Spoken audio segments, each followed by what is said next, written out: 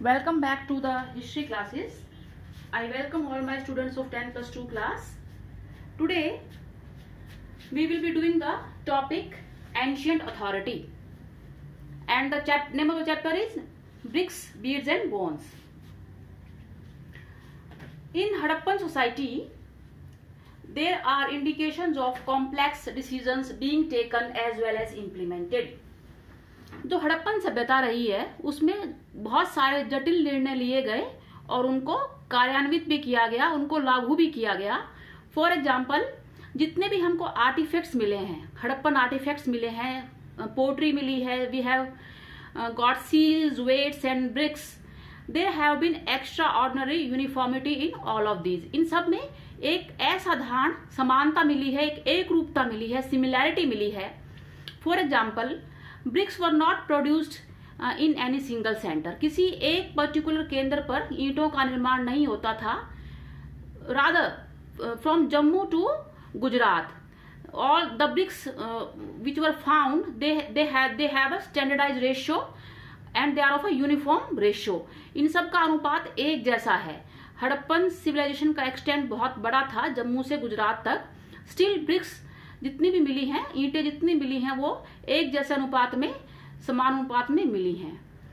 We have also studied that, हमने ये भी पढ़ा है कि settlements they were strategically located in specific locations for various reasons. कि अलग अलग कारणों की वजह से अलग अलग जगह पर बस्तियां बसाई गई. जहां पर रॉ मटेरियल्स अवेलेबल थे वहां पर सेटलमेंट्स बसाई गई, ये भी हमने पढ़ा है. Besides, labor was mobilized for making bricks and for constructing massive walls and platforms. और ईंटें बनाने के लिए, बड़ी बड़ी दीवारें बनाने के लिए, और प्लेटफॉर्म जिस पर सीटाडेल सिचुएटेड था, तो ह्यूज लेबर वॉज रिक्वायर्ड. बहुत बड़े स्तर पर श्रम की और श्रमिकों की जरूरत पड़ती थी. उनको संगठित करना, मोबिलाइज करना भी अपने आप में एक बहुत बड़ा कार्य था. तो ये सारे के सारे जो हम एग्जांपल्स देख रहे हैं कि these are very complex activities, complex decisions, and these were taken and implemented in the Harappan civilisation. So who was the authority? अब इन सबको ऑर्गेनाइज करना, रूल्स एंड रेगुलेशंस बनाना, उसके लिए अथॉरिटी चाहिए. अब अथॉरिटी कहाँ पर थी? इस क्वेश्चन को भी स्कॉलर्स ने डिफरेंट तरीके से, अपने अपने तरीके से डील किया है. और मेनली 3 ओपिनियंस हैं जो ये डिसाइड करते हैं कि what was the centre of the political authority in Harappan era. Figure 1.23 में you can see a statue, और ये स्टैचू, इसको प्रीस्ट किंग का नाम दिया गया है, पुरोहित राजा. अब इसका जो एविडेंस मिला है, we will study it later. और प्रीस्ट किंग, मेसोपोटामियन सिविलाइजेशन के अंदर प्रीस्ट किंग्स का जिक्र है, तो आर्कियोलॉजिस्ट ने इसको वहां से रिलेट किया है. पैलेसेस एंड किंग्स, राजा और उनके महल, महल यानी कि प्रासाद. तो जो अगर हम सेंटर ऑफ पावर को ढूंढते हैं कि सत्ता का केंद्र कहाँ है in Harappan civilisation, archaeologist they do not provide a direct answer, immediate answer. सीधा स्पॉट उत्तर नहीं मिलता है. Rather we have to infer it from the archaeological evidences. हमें जो साक्ष्य मिले हैं, पुरातत्व साक्ष्य मिले हैं, उनसे हमको जो है गेस करना पड़ता है, अनुमान लगाना पड़ता है इस चीज से. For example, at Mohenjodaro a large building was found. एक बहुत बड़ा भवन मिला मोहेंजोदारो में, और जिसको पैलेस कहा आर्कियोलॉजिस्ट ने कि एक बहुत बड़ा प्रासाद है ये. बट उसके अंदर कोई बहुत लग्जूरियस चीजें, बहुत आलीशान चीजें या कीमती चीजें नहीं मिली. कोई स्पेक्टिकुलर फाउंड नहीं मिला कि उसको पैलेस कहा जा सके. एक स्टोन स्टैच्यू मिला, एक पत्थर की मूर्ति, जो ऊपर दिखाया था, साथ में आपकी बुक में दिया हुआ है फिगर 1.23 में. उसको प्रीस्ट किंग कहा गया क्योंकि आर्कियोलॉजिस्ट को जो है इसकी सिमिलैरिटी लगी. मेसोपोटामियन हिस्ट्री उन्होंने पढ़ी थी कि वो प्रीस्ट किंग वहां पर होते थे उस टाइम, तो उन्होंने एक पैरेलल ड्रॉ किया है, वहां से एक समानता ड्रॉ की है कि यहाँ भी प्रीस्ट किंग होते होंगे इंडस रीजन में, सिंधु घाटी के क्षेत्र में. बट अभी भी जो हड़प्पन सिविलाइजेशन के अंदर जो रिचुअल प्रैक्टिसेस थी, जो अनुष्ठान होते थे, अनुष्ठानिक क्रियाएं होती थी, उसके बारे में डिटेल में पता नहीं है. Exactly we don't know about it. Who performed it, ये कौन करते थे, व्हाट वाज देयर पर्पस, उनका उद्देश्य क्या था. और जो परफॉर्म करते थे इन चीजों को, those who perform the rituals, whether they had the political power, क्या उनके पास राजनीतिक ताकत थी, राजनीतिक सत्ता थी. सेकेंड ओपिनियन ये आता है कि आर्कियोलॉजिस्ट का, स्कॉलर्स का, कि हड़प्पन सोसाइटी में देयर वर नो रूलर्स, कि हड़प्पन समाज के अंदर कोई भी शासक नहीं था, कोई भी राजा नहीं होता था, and everybody had equal status, और सबका स्टेटस जो था वो बराबर था। आप देख सकते हो कि फिगर 1.23 के नीचे ना डिस्कस दिया हुआ है कि could everybody in Harappan society have been equal, क्या हड़प्पन सोसाइटी में सभी लोगों का जो स्तर था, जो एक स्टेटस था, वो सबका समान था।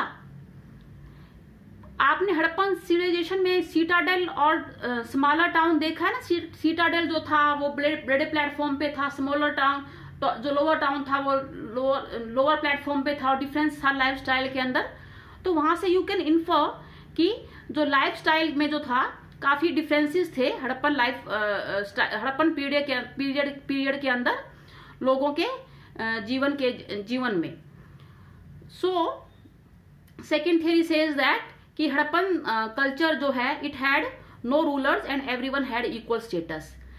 जो दूसरा एक ओपिनियन है वो ये है कि there was no single ruler, कोई एक शासक नहीं था, एक इकलौता शासक नहीं था, बट सेवरल सेटलमेंट्स जो हैं उनके अलग अलग शासक होते थे। Mohenjodaro had a different ruler, Harappa has a different ruler and so forth. और ऐसे ही बाकी आर्ग्यू करते हैं कि there was a single state, की एक ही राज्य था।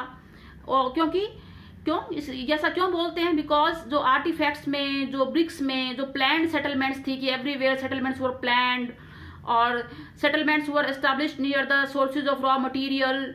ये सारी चीजें जिनमें सिमिलैरिटीज ये इंडिकेट करती है कि जितनी भी सेटलमेंट्स थी उनको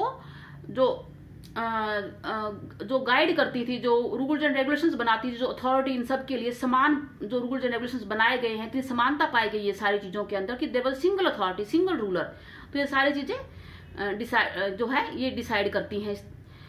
तो हम सारे इनको स्कॉलर्स के भी वो कंपेयर करते हैं। तो जब लास्ट व्यू हमने पढ़ा है कि there was a single ruler because there have been similarity in so many elements in all over the different sites in the Indus Valley civilization। ये सारी सिमिलैरिटी इंडिकेट करती है कि जो रूल्स एंड रेगुलेशंस बनाने वाली अथॉरिटी, उनको implement करने वाली अथॉरिटी सेम थी, क्योंकि इतनी सारी जो साइट्स हैं, अगर वहां पर अथॉरिटी डिफरेंट होती, डिफरेंट रूलर्स होते, they could not have thought so similarly at the same time. एक ही समय में अलग अलग जगहों पर रूल करने वाले शासक एक इतना समान कैसे सोच सकते हैं? इसका मतलब ये सारी सेटलमेंट्स जो थी they were under the a single authority जो उनको गाइड करती थी, और सभी जगह सिमिलर रूल्स एंड रेगुलेशंस लागू किए गए और उनकी सोसाइटी के अंदर इतनी सिमिलैरिटी पाई गई है। तो last theory is most plausible. Plausible का मतलब होता है बेटा most satisfactory, as it is unlikely that entire communities could have collectively made and implemented such complex decisions। कि सारी के सारे जितने समुदाय थे इंडस वैली सिविलाइजेशन में, उन्होंने एक साथ आके इतना समान सोचा, एक जैसा सोचा बिल्कुल, और एक साथ ही इतनी सिमिलैरिटी से चीजों को इम्प्लीमेंट किया। तो last theory is the most satisfactory theory. So today we have discussed the ancient authority. उस टाइम सत्ता क्या थी, पावर का सेंटर्स किस तरह से होते थे, और उसके प्रूफ में उसको प्रूव करने के लिए कौन कौन से एविडेंसेस हैं, we have discussed it. So read page number 16 and 17 and I am giving you questions on the basis of what we have studied today. Try attempting those questions.